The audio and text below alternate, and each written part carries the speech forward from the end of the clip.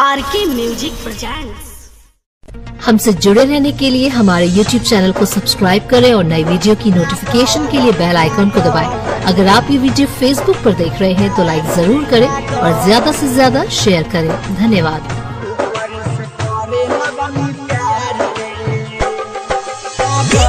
मनीष रक्सौल।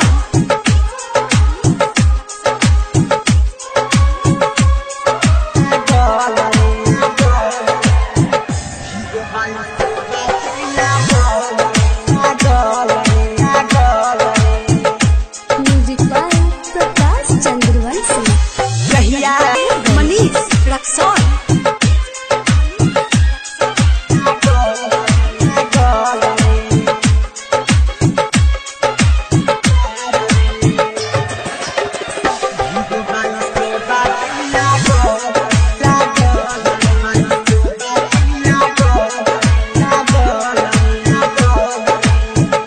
में नींद नहीं आवता ऊपर तो याद सतावता घरवा के खाना नहीं लागता माही बाबू हमारा के डांटता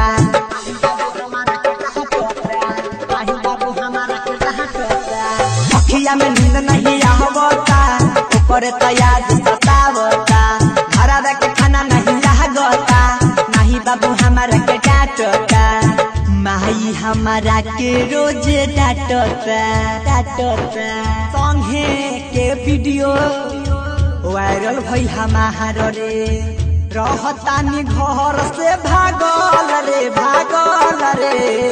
भीगो बाली से बादल लागल रे ऊपर से करतानी प्यार रे डीजे मनीष रक्सौल।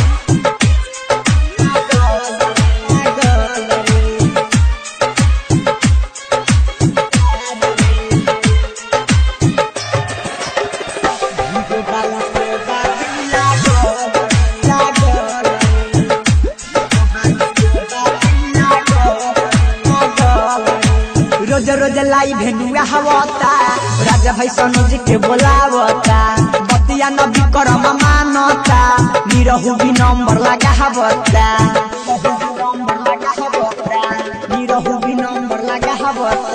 रोज रोज लाई भेनुआ हवता राजा भाई सनोज के बोलावता बतिया न पारे का समानता राजा बाबू नंबर लगावता राजा बाबू नंबर लगावता जिंदगी में आई जाई बहार रे ओ करे लबानी हम पागल रे